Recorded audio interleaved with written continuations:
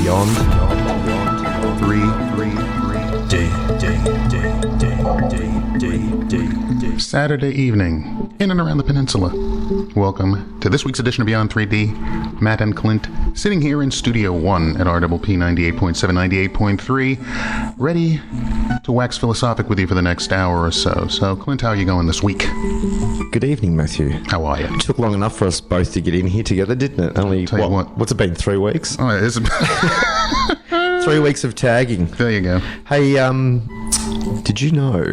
Yes? A church in I didn't know, but yes. A church in Denver, Colorado, opened up this week on Thursday. Okay. Mm-hmm. A church in Denver, Colorado. Brand new church, brand new religion. Ooh. Jedi? Elevationists. Elevationists. Okay, what do? They practice the religion of cannabis. The religion of cannabis. And it is a registered religion, and it is a registered church. Wow. The religion of cannabis. Elevationists. Well, we'll see. I don't know about that. I'd have to think about that. Oh, I'm serious. I can't make this stuff up. I know you can't make it up, but I just... business. Some business entities coming up and doing this and doing that. It just seems kind of odd. But it's not a bad thing. You go back 10 years ago, there's no way you'd get a cannabis church. Oh, yeah. But that's Colorado. That's one of the states, Massachusetts, Colorado, and California. They'll go for that kind of stuff, whereas other ones won't. But, hey, look... What? I'm thinking of communion time. What do they give out? Oh, yeah. Not the bread and wine. What do you do? What do you do at communion? I saw in the article you can actually light up and roll your own while the sermon's happening. Oh, nice. Yeah. Sit back and go, yeah, man, deep. Yeah, very deep. Ooh. Okay. Get as close to God as possible. Nearer, my God, to thee. A new way of looking at it. Oh, my goodness. That's amazing. Anyway, how's it been going this week for you? There's just been so much stuff. I'm glad you're back. I'm glad you're back because there's lots of stuff to talk about. Yeah. Can we? Where do you start? I'll let you start. No, I want to put a moratorium on Senior Orange. Senior Orange? Can we just put give him an moratorium on the child in chief? Just a little bit. Yeah, okay. Not a lot. Not a lot. He doesn't deserve the energy. Okay, fair enough. Well, go on. He's been acting wacky, so let's just leave it at that. Can we something different, really? He has been. Come on. That's it. So let's just leave it at that, guys. You know what he's doing out there. Just if you want to find out about it, read just about every newspaper out there. It'll basically give you a rundown of what's happened this week. That's really that's the best way to put it. Would you say that Republicans and Democrats are starting to gravitate towards having the same opinion of him now? Yes, I would. I would. What does that tell you? No, it gets to the point where after a while, I think what most people from the United States want is simple. Man up. Stop blaming Obama administration for all of your problems. Go forward from there. If you can prove that you actually have the best interests of the people at heart, it will work. If it turns out that you're in this for all you can get, they'll find out about that too. It's that simple. I would have thought that would have been his mantra before he went into the office to get whatever he could out of it. But ultimately, that's what's going to happen. More and more people are going to see it. And more people, actually, they know it already. They're just going to stop putting up with it. That's what it really comes down to. And then you'll start to see a few people that have been in Congress for a very long time all start to leave. And they'll use the same excuse that the politicians in Australia use. They need to spend more time with their families. What they're actually doing. Hang on a minute. That doesn't work. That doesn't work along the lines of you go and get a job. Yeah. And what? You say to your boss 12 months in, I just want to spend a little bit more time with my family? No, what it basically means that was the job you signed up for. Yeah, but they're rats deserting a sinking ship. We all know that, but the fact of the matter is the excuse that is used is they have to spend more time with their family because they spend so much time away from them in Washington, D.C., or in Canberra, for that matter, going through the things they have to go through in order to so-called serve the nation. Oh, don't even start on our politicians. They're as crooked as a dog's hind leg. They just like to pretend that they're not. And they like to believe their own propaganda, which is great. Outside of the Chinese, the biggest real estate investors you will find are in Canberra. Oh, absolutely. Those guys, that's all they do. Go to your local politician or Google your local politician and find out how much property he owns. Oh, yeah. That's what they do. Take advantage of every little goodie they can take advantage of. But that's politics for you. So as far as I'm concerned, that's enough. We can still talk about certain things, but nah. So if I said North Korea... Yeah, I could talk about them. Okay. Yeah. We'll start with North Korea, actually. You've actually got stuff. Yeah. This is a little bit. Now, I think the first thing is back in 1952, I believe it was, could be wrong, when the conflict ended. Which Kim? This was grandfather. Kim Tu-sung? Kim, the first one. I think it's Kim Tu-sung. Yeah. Not Kim Ung, the new one. Not Il, the one before Il. My phone is ringing. I better answer it. No, I'm not going to answer it. Oh, okay. We're on air. Let it be. Let it be. Anyway, back in 1952, they never had a peace treaty for the Korean conflict, which is why there is that 38th parallel. Oh, it's my phone It's ringing. your phone. Here I am apologising. It's you dirty rat. Yeah. Hang on a second. It's all right. We all make mistakes. Yeah, all right. Anyway, with the Kim family and that dynasty, what basically happened was an armistice was signed. They never signed a peace treaty. So actually, the war never ended, which is why there's a 38th degree parallel, which is why you have the demilitarized zone, and they can look at each other and leer angrily and say naughty things to each other. So one of the things everybody's in certain circles, I'll put it that way, are trying to find out is why all the hubbub around North Korea, so to speak. Now, first of all, if you have a little brief Asian history, the Chinese hate the North Koreans and the South Koreans. The Japanese are hated by the North Koreans, the South Koreans, the Chinese, and everybody else. They were warring amongst each other. You got the British, naturally, stepping in and making, as they say, a pig's breakfast of the whole thing and trying their best to manipulate the situation to their advantage, a.k.a. Hong Kong and all that malarkey. Opportunistic. The opium dens and what have you. But getting back, you got my attention now.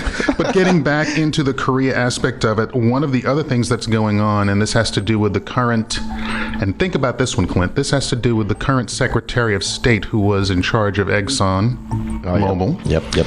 and Russia. And it also has to do with China. They're all involved, but they're involved in a different way.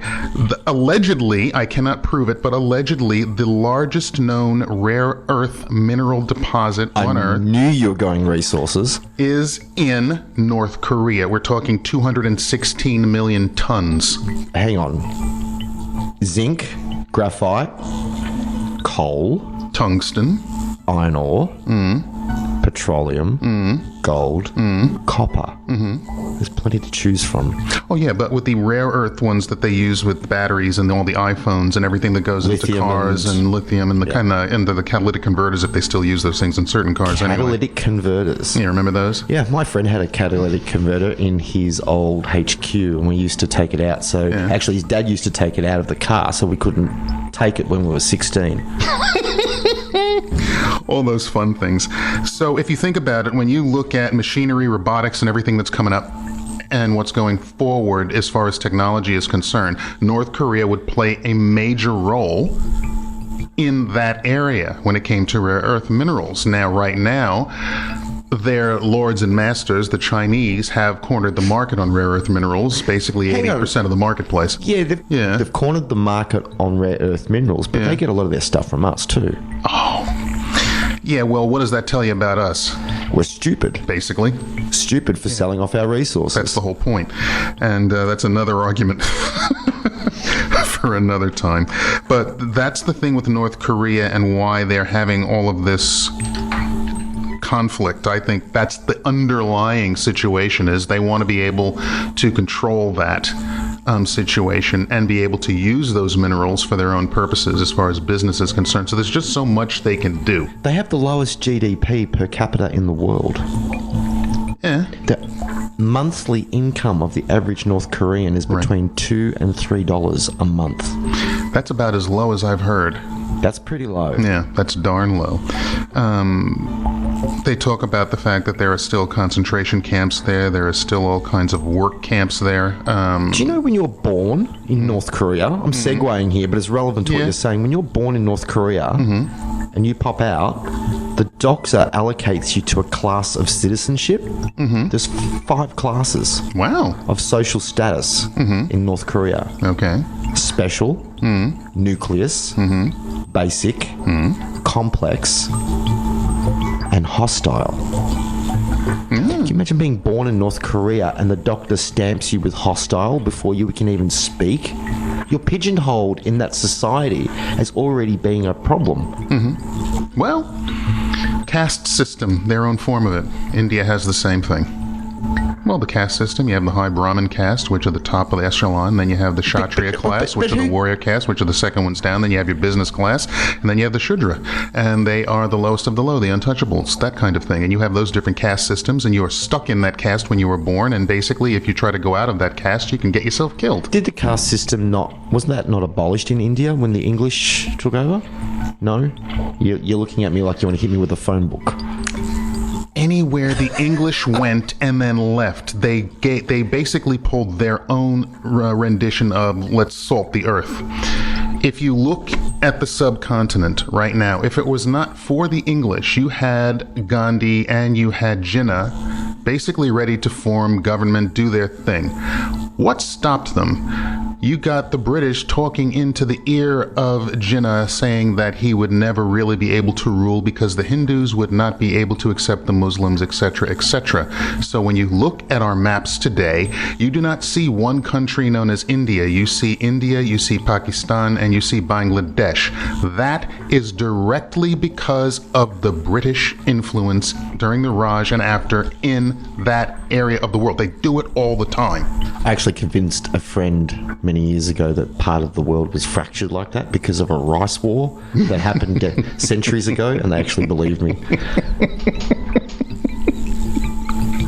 What, Jasmine versus Basmati? Oh, I just said that they had a giant rice war and Pakistan broke off from India, and this person actually believed me. I won't embarrass them. Oh, that's funny. But that's the whole thing about it. And so you have North Korea and South Korea. You have a situation there that's going to can escalate. I'm hoping it doesn't. But in typical United States fashion, the child-in-chief basically said that he had the armada heading toward North Korea, but it was actually heading the opposite direction towards Australia. And they didn't find out about it till 5 days after he said it. So I thought that was really interesting. Well done, Commander-in-Chief. Brat-in-Chief, Child-in-Chief, call him whatever you will. But that's what's going on as far as North Korea is concerned. It is about business. It is about mineral wealth. And all the time you have mineral wealth and people being able to make a big footmark for themselves as a country or as an individual, you are going to get conflict, or you will start a conflict somehow, because that's just what people do these days. And they've done it for many, many years. I'm going to create conflict. It's time for a break. Fair enough. Beyond 3D. Welcome back this week to Beyond 3D. Matt's madly crossing things off in front of him. Indeed. I talked about that. I don't need to do it now. I never really look at what you do on the other side of that bench there. Yeah. Besides hit buttons. No, just crossing off what I had. Oh, here's an interesting one. Sudoku. No, not Sudoku. Vladimir Putin.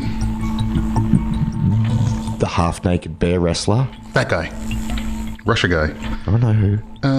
There's a story out in Reuters that he is linked to a think tank that drew up plans to infiltrate the 2016 United States election, and they can prove it. Isn't that nice? I'm just going to clap him, because well done.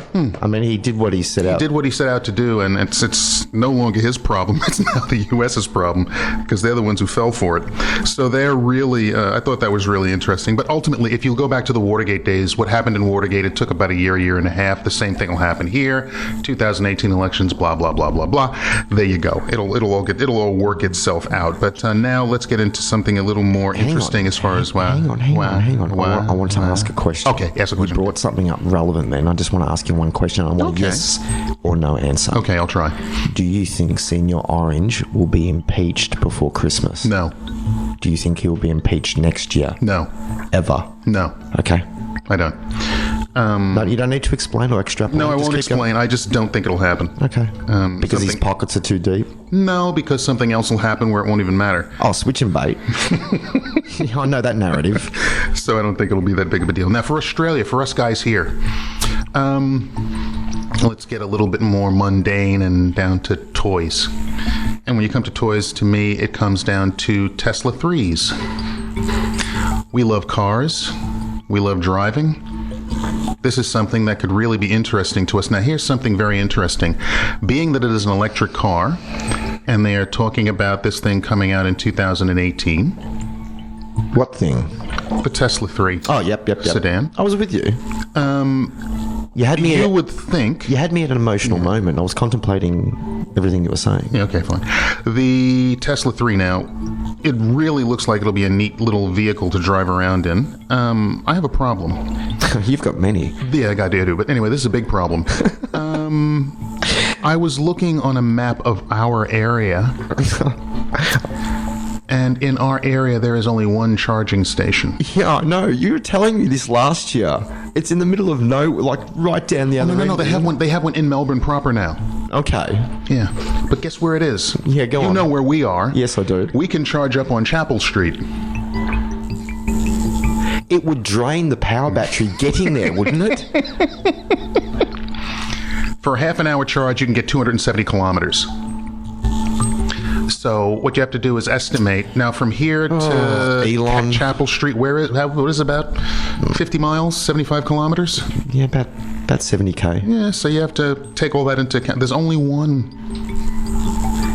Could you not open a charging station down here? Well, you'd have to think about that. But the other thing is, what they're trying to do is get most people to buy the other Tesla product, the Powerwall. So you charge it at home. So you can basically charge it at home. But it still leaves you within a certain radius from home, and you have to plan your journeys accordingly. So technically you couldn't drive around Australia with a Tesla car unless you were able to plan power-up stations? Not yet. How to get from one to the other? Not yet. But you can drive now from Melbourne to Brisbane in a Tesla because they have enough power stations along the way to keep you going. Okay.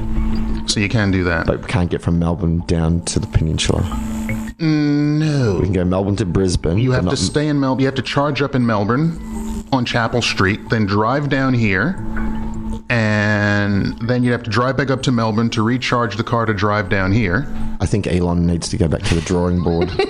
No, he just needs more power stations around so people can do everything they need to do. Or maybe just create a car that runs on anti-gravitics. Well, give him time. They'll come up with something. Anyway, the asking price for the new Model 3 is... Do you know how much it is? Because I don't. I do. I'll tell you how much I'd pay for it. Okay. I wouldn't pay any more. 40k? Okay.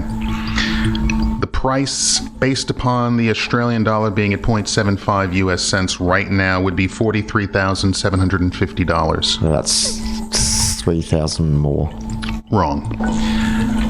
We're in Australia. Oh, thank you, Matt. Thank you for exchange rate. What do we always know about American products when they come down here?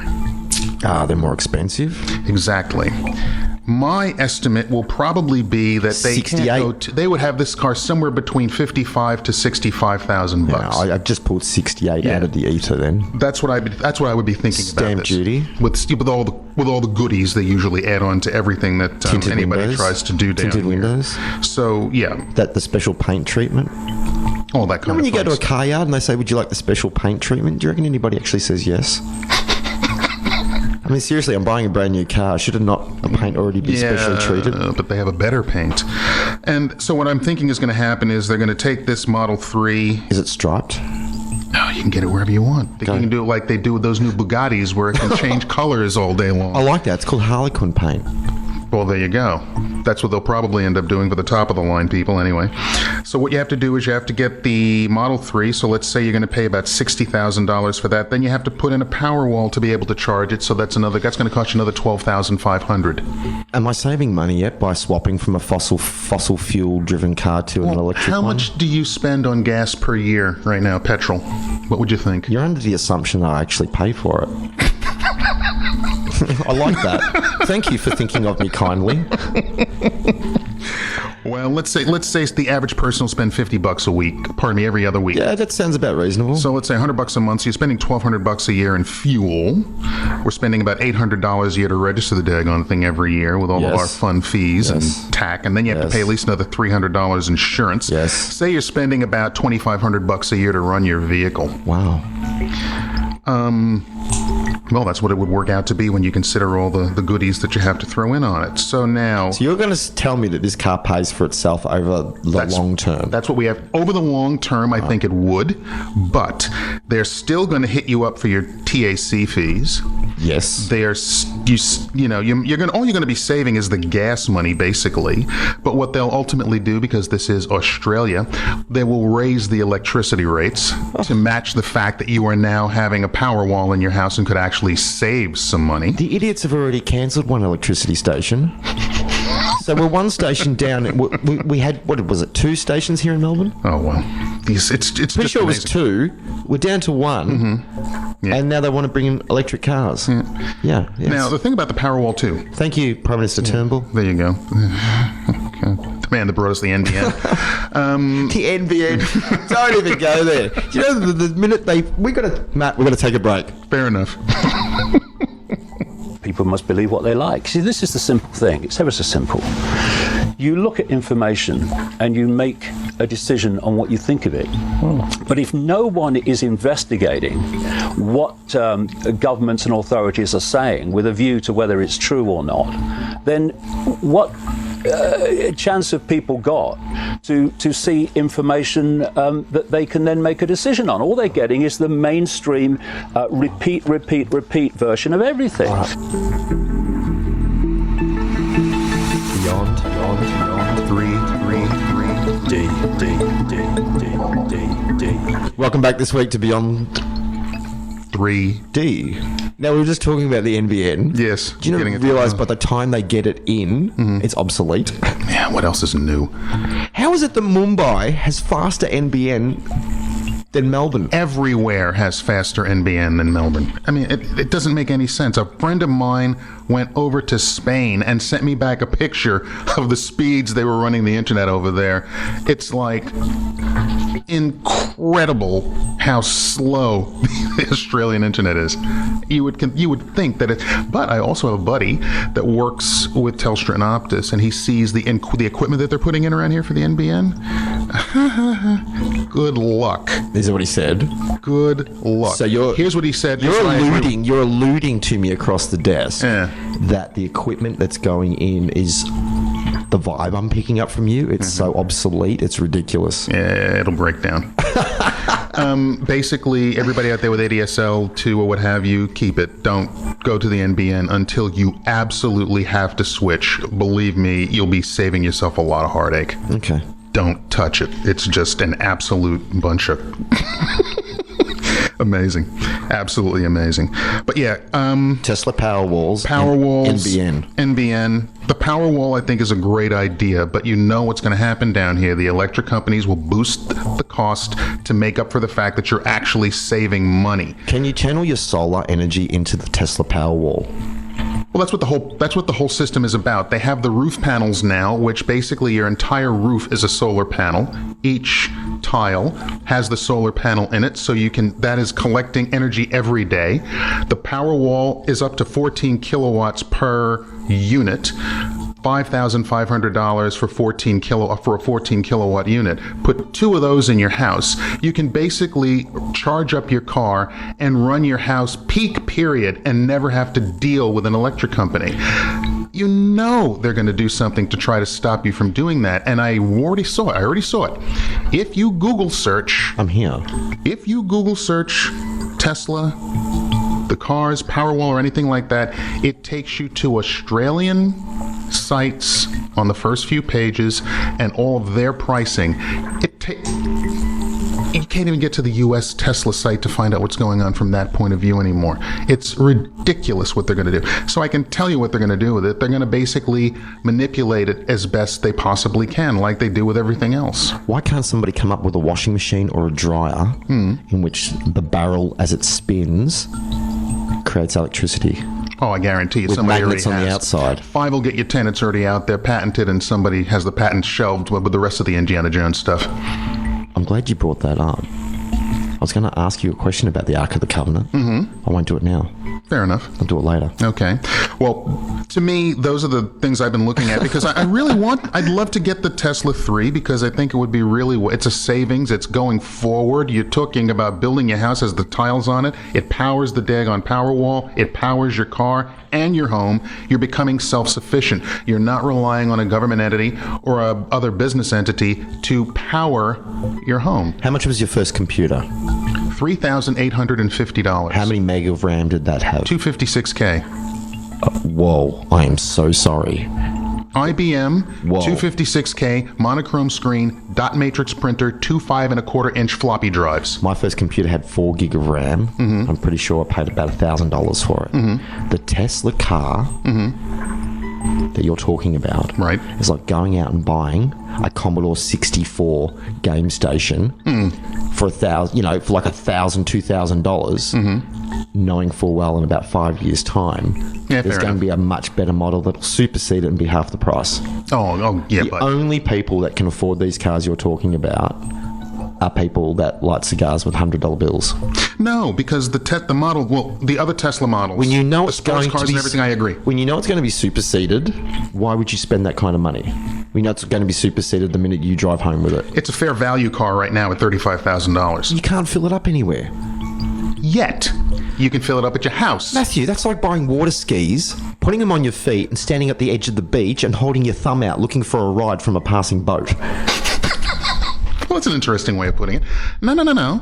Ultimately, we can look at them. I'll put the thing up so everybody can look at it. You can see that they have power stations all the way up the eastern coast of Australia between Melbourne and Brisbane. I'm specifically talking in Melbourne. That's great if you want to go more stations. That's great if you want to go touring. Yeah. But mum and dad that want to take the kids to the soccer on the weekend can't fill up local. People so the in car's this area, dead in the market. if you can't charge it, it's dead. You know the frou-frou-shishis in the market down in Portsea and Sorrento that have Teslas driving all over the place, have their Powerwalls in there and have no problem charging them up. They're the people I was talking about who light cigars with $100 bills. They don't light cigars with $100 bills. They light cigars with $1,000 bills. But the fact of the matter is you can't get the $1,000 bills anymore, so they only use the hundreds. No, the fact is, quite frankly, it's a good idea. I think I like the concept of it. Ultimately, the value of the car will come down. There will be more people that will be able to afford it. But for now, yeah, it's like going out and buying the top-of-the-line iPhone right now for whatever price they're going to charge for this new one they're going to have with the wrap around this and the that and the other. Have you ever done that? No. No, I haven't either. Never. I've always had the model. I can't say never. I did it one time. I spent $160 on a Sony Walkman.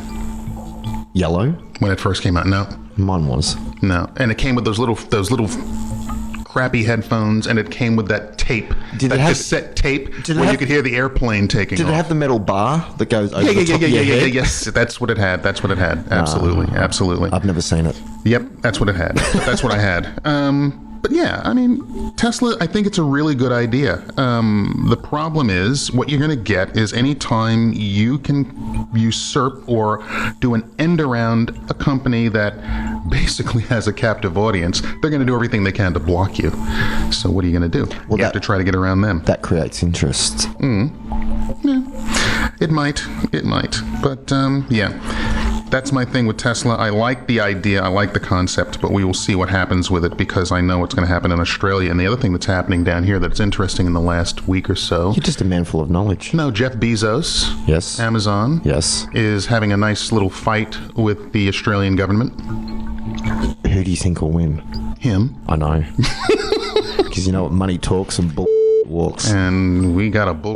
government, that's for sure. But the fact of the matter is, guys, if you don't know what's going on, they're trying to put a GST on goods purchased through Amazon, and right now, if it's under $1,000, it does not incur any kind of tax when you have it shipped from the U.S., England, wherever, over here. What they're trying to say is any transaction done over the internet on Amazon, they want to be able to add the GST or the tax to it, and Bezos, the CEO, the head of Amazon, has stated if you do that, Amazon will no longer operate in Australia.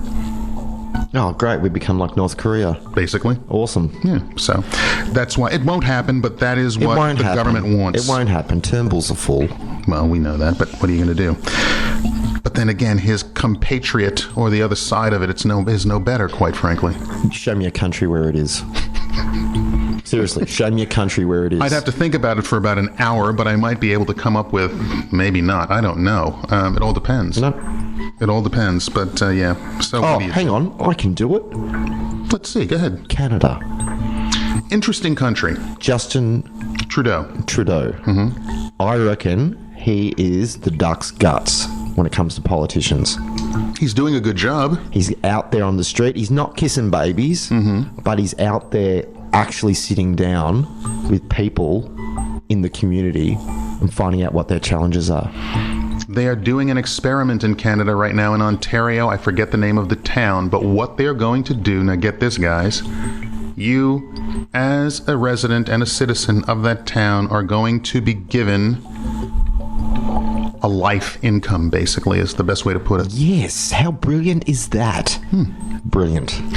What they have found in their 1600, initial... was it? Whatever, yeah, a month or something like Yeah. that. What they have found, based upon this study so far, is because people do not have to worry about rent and food, everybody thinks that, oh, I got all this money coming in, I'm not going to do anything, I can just go to the beach and get drunk. No. People, being that they have that cushion, are now working even more than they were working before. It's the antithesis of what most government officials would tell you. People would get lazy. They're not getting lazy. They feel supported. Best And being way- that they feel supported, they're Yeah. out there working. Best way to boost productivity is with praise and reward. Yeah. So if you're going to praise and reward first, of course you're going to boost your productivity. You never get anything, what is it, you catch more flies with honey Then with vinegar. than with vinegar. Now, my first gig working in New York was on the American Stock Exchange. I was a clerk. This was back in 1983. And I'll never forget. We have to take a break. I'm sorry, Matt. I'm sorry, we have to take a break. I'll tell you when I get back. Beyond 3.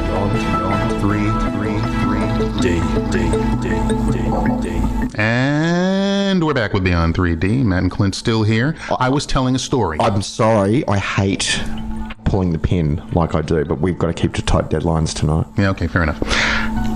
I digress. Back to my story. I was working for a specialist unit on the floor of the American Stock Exchange before I became a member of that exchange myself. My boss came up to us and he said, we were clerks, he said, guys, if we do well, you do well. And back then we were on $300 a week as a clerk.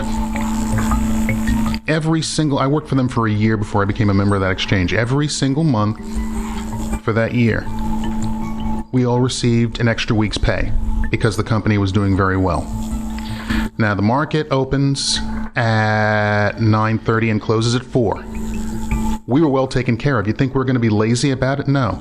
We were in there at 7 o'clock in the morning and we were leaving at 6 o'clock at night because we knew we were supported. Value. We felt valued. Value. And we gave even more of our time because of that value. Then we got our Christmas bonuses, which basically meant you doubled your yearly pay, but that was good too. But the fact of the matter was, when you're in a situation where you feel valued and you know that you're being taken care of, you will go that extra mile. You will do whatever it takes to show your employers that, look, we appreciate what you're doing for us. We're going to do the best we can for you. And so what's going on in Canada with taking an entire town and giving that entire town a yearly salary, not for anything, but because they're a member of that community, has shown, statistically shown, scientifically measured, that these people are not working less, they're working more, they are more involved in their communities. The experiment seems to be working that way. If you don't have to go to work, let's talk about the people that take the payment that are unemployed. If they've got their basic needs covered, first thing they're going to do is go out and join a community garden. Yep. First thing they're going to do is be a part of being an active member of their community to give back. Yep. Because that little bit of stress is taken away. What a wonderful world. Well, it would be a wonderful world if more countries would do that, and that's what happened. And it's really interesting, and this plays back into politics a little bit, but in the United States, the alt-right is trying to say, by doing something like that, everybody's going to become lazy. And what I'm saying is, if you show people the respect they deserve, they will get out there and go the extra mile, so to speak, to make sure everything is taken care of because they know they're being taken care of. Look at the Amish. The Amish don't go to work. Do they sit around and whittle all day? Nope. They build barns. They farm. They provide. They do the things that are necessary. It doesn't stop just because you're getting a stipend. But the whole Western society right now is based upon pitting people one against the other and making people hungry, making people thirsty, making people... They think that by giving people angst in their life and by giving people conflict in their life that they're going to get more out of a person. But what they get, they may think they get more, but what they're getting is anger. They're getting animosity. They're getting hatred from that person. They've got to be very careful. And in my opinion, Canada, in that regard, I think those experiments are fantastic. You asked me to provide you with a government, and I did. They're doing the same things up in some of the Scandinavian countries, but they're having a problem right now because of all the so-called, how shall we put this, immigration issues that they're having. That's the best way to put it. With a certain religion, starts with the letter M. Speaking of something totally different. Yes. Let's get off topic. Okay. Zucks. Who? Zucks. Okay. The Zucks. The Zuckerberg. Oh, Zucks. Zucks. As in Facebook. Yes. Oh, okay. What's up? What's he doing? He's building a brain interface. Is he going to test it on himself? To make telepathy a reality for Facebook.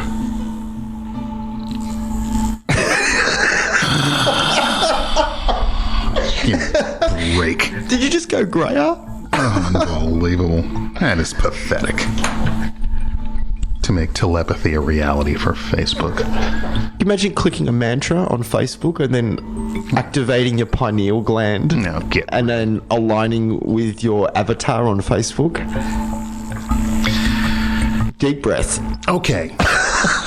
Now, quite frankly, once again, you get these idiots out there modeling everything, trying to find a quicker way, that magic pill, all this kind of stuff. All they're trying to do, in my opinion, heck with my opinion, all they're trying to do is keep people bound. Come on. You can't be serious. Doesn't he have enough money? I don't know. That's the dumbest thing I've ever heard. Unbelievable. Unbelievable. Next. Screw that. Facebook. Speaking of which... Go to our Facebook page.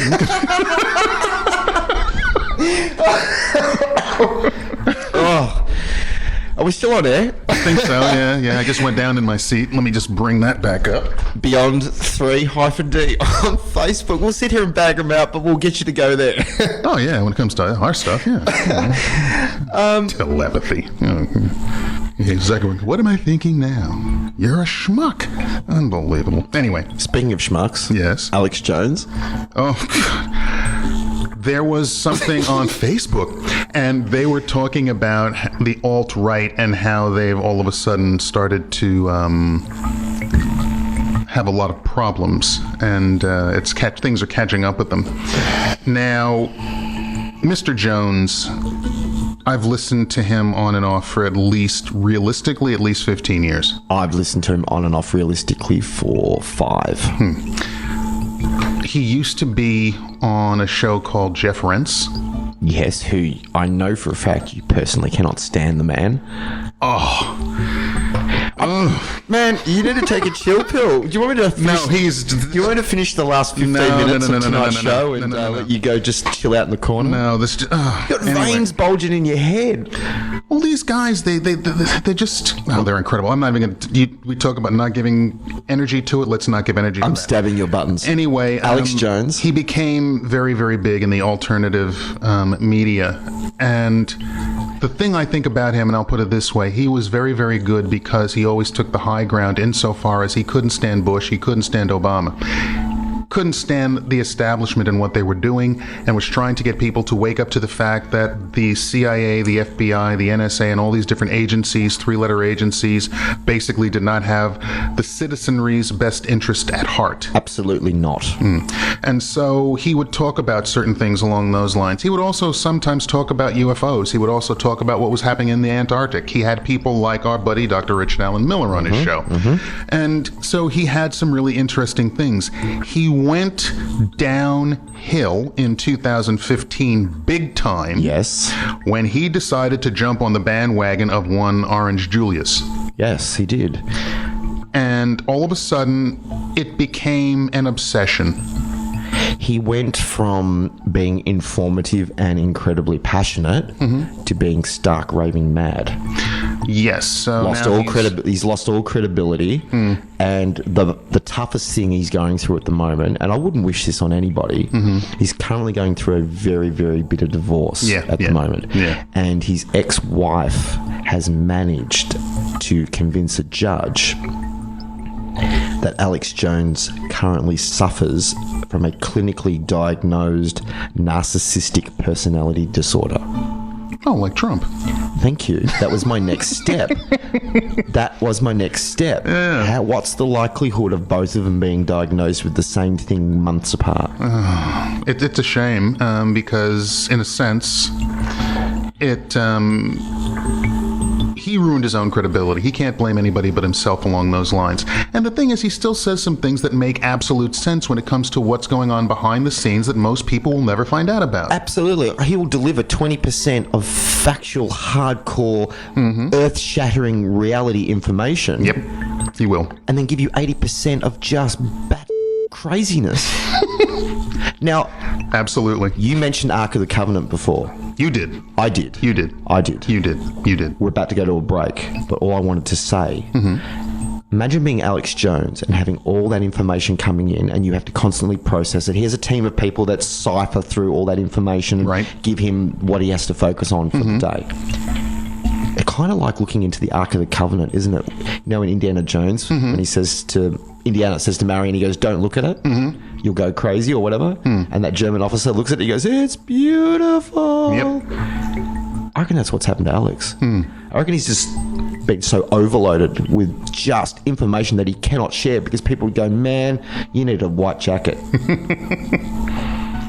Some of it is amazing. I think he's hit tipping point, to be honest with you. So we'll see what happens with him. Hopefully, look, I wish no ill will at all because some of the information he has come up with has absolutely been brilliant. And he's been a catalyst for a lot of people around the world to follow down this path. He has. And so in that regard, you wish him the best. But some of the stuff, as you said, is BSC. We have to take a break. We will. Beyond 3. Welcome back tonight to Beyond 3D. Matt, we've covered a lot of different things because we've both been apart for the last couple of weeks. You wanted to talk tonight about healing. Yeah, a little bit. Just a teeny bit. Had a conversation this week with a buddy of mine, and we were talking. He and I went through a healing modality with a teacher from the Philippines back in 1999-2000, and that gave us a lot of really, really interesting information. Some of it you're not allowed to share, which is fair enough. But one of the things that this teacher wanted to said the next level that was coming in therapies, he used to always mention sound therapy. Now, a lot of people are into sound therapies. There are a lot of people that are doing work with different audio recordings. What's the thing from HemiSync?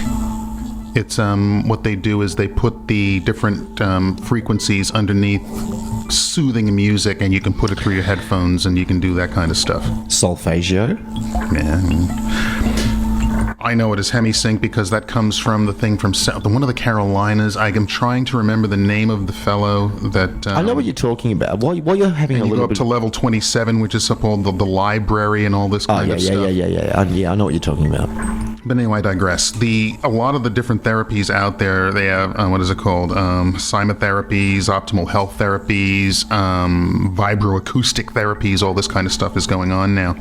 And so I was talking to a good friend of mine on the phone about, what's the newest, latest, what are we now looking at as far as therapies are concerned? And one of them was not as much sound therapy yet. There are certain sound therapies that I do know about, and they also deal with the chakras in the body and how you project your voice, and you project your voice through those chakras, and you can have certain different healing effects and different effects along those lines.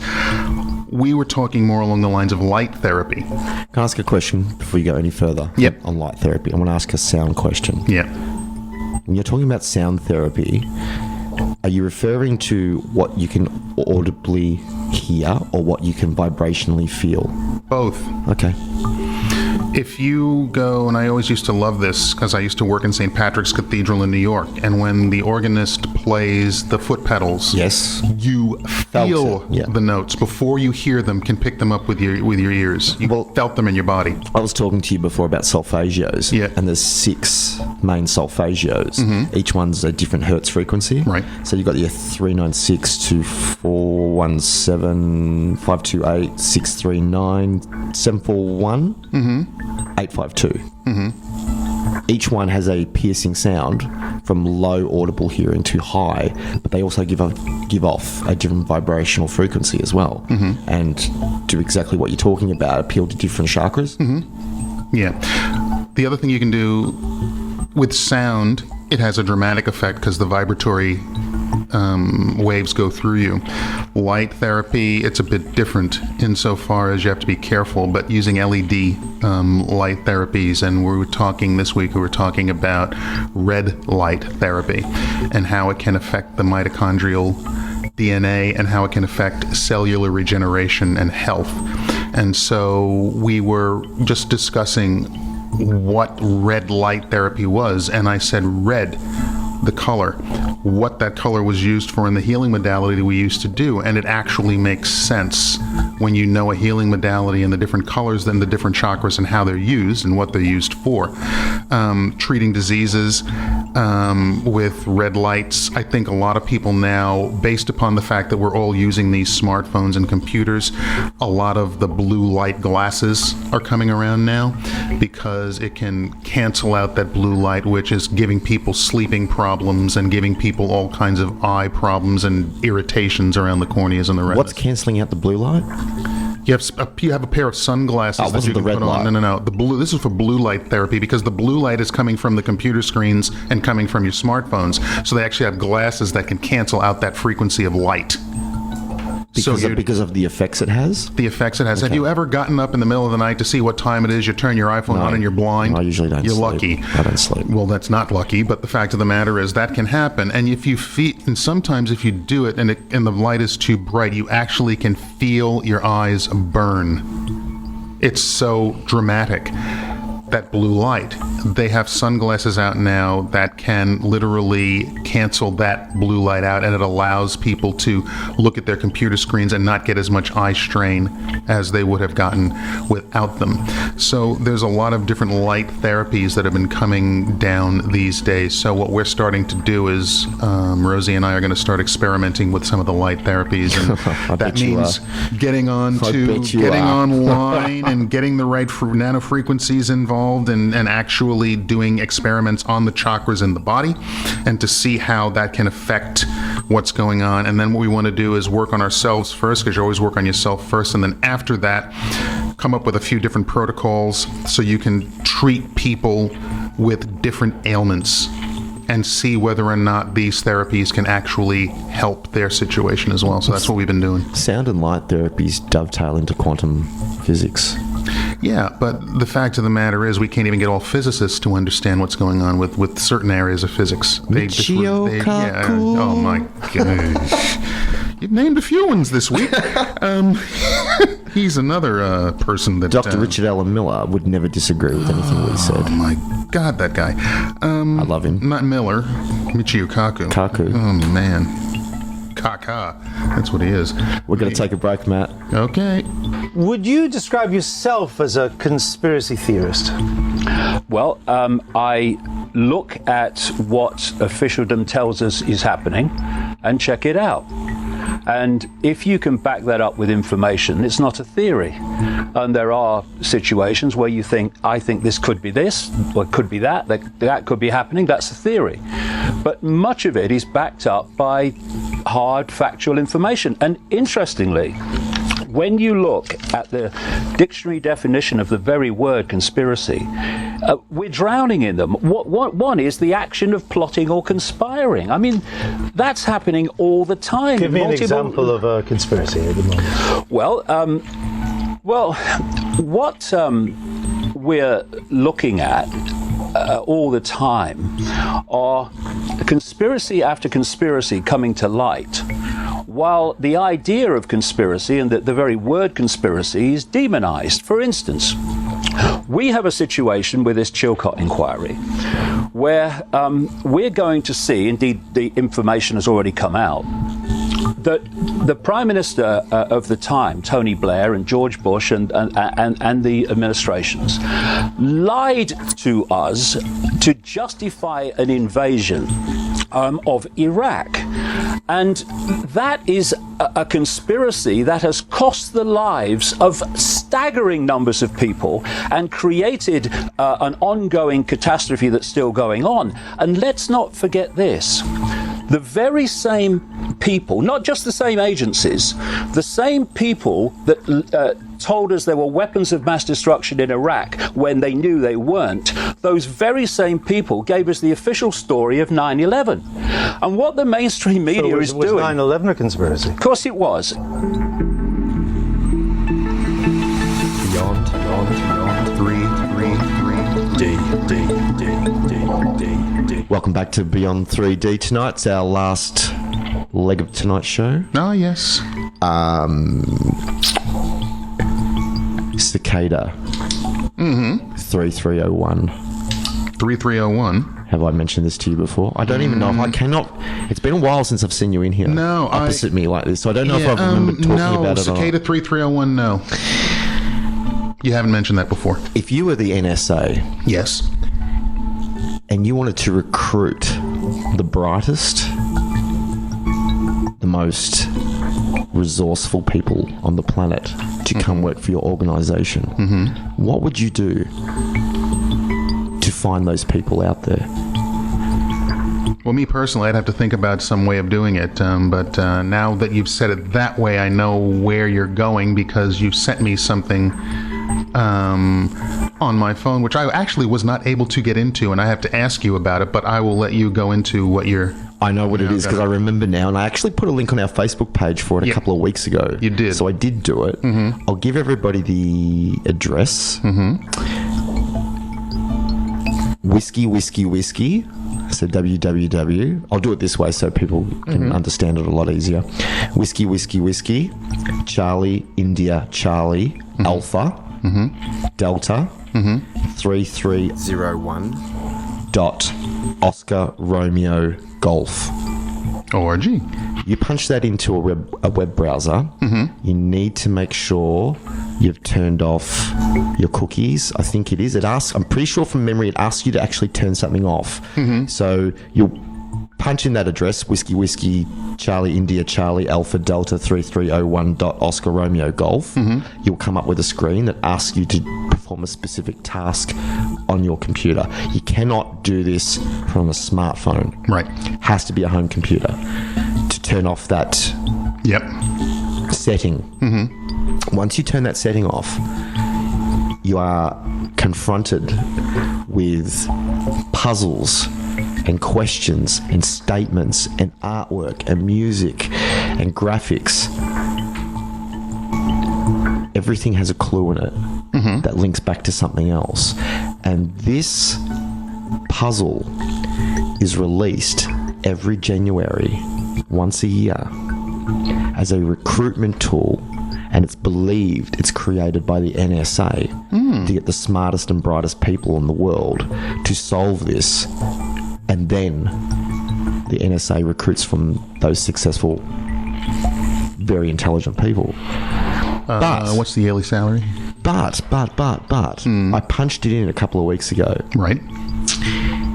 Some people have been able to get close to solving it, and the clues and the tasks involved are mind-blowing, the things you have to do. You'll go to that website, you'll have a whole heap of different clues. Some things have to be solved with like stenography software, but you wouldn't know that unless you had access to stenography software. What if you knew someone who had access? If you knew someone that had access, then you've got one key to a puzzle that has 1,000 locks. Well, my sister used to do stenography. Yeah, so like let's say stenography software. Yeah. Anyway. Yeah. From that, you can extract like a coded message, and that might have like it might be an image with a hidden audio file in the Embedded pixels, in the embedded in the pixels. You know, you have to use like a shift cipher to pull it out and extract it, and that can send you to a URL. And you go to that URL, and there's an image of a duck. Now, do you have to research what kind of duck it is? What part of the world it comes from? You know, the clue could be the incubation time that this species of duck takes to hatch out of an egg.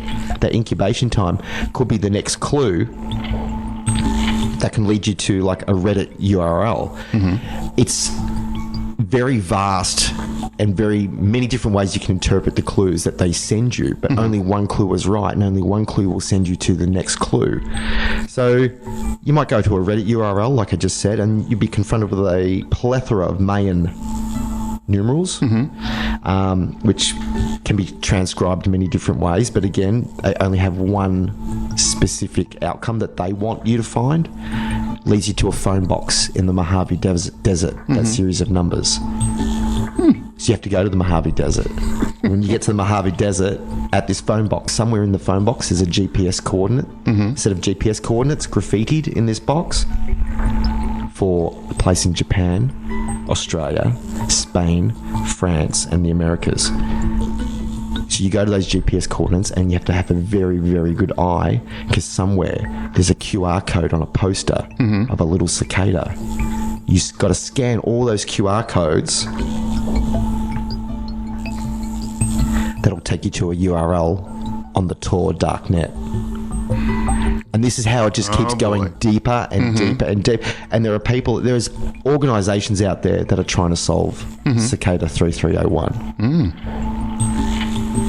I'll get more into it. It's amazing, Matt. I just lose myself in it sometimes. I'm nowhere near as smart as what a lot of these people are.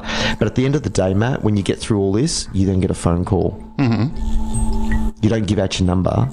When you get further down the rabbit hole, they then call you. Interesting. Very interesting. Then you don't answer the phone. No. Screw you! I don't do that anyway.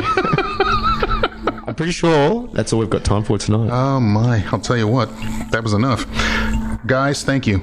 Thank you for being here with us. Once again, we'll put a few things up on the Facebook page for you to peruse, and we'll keep going from there. So thanks from both Clint and myself.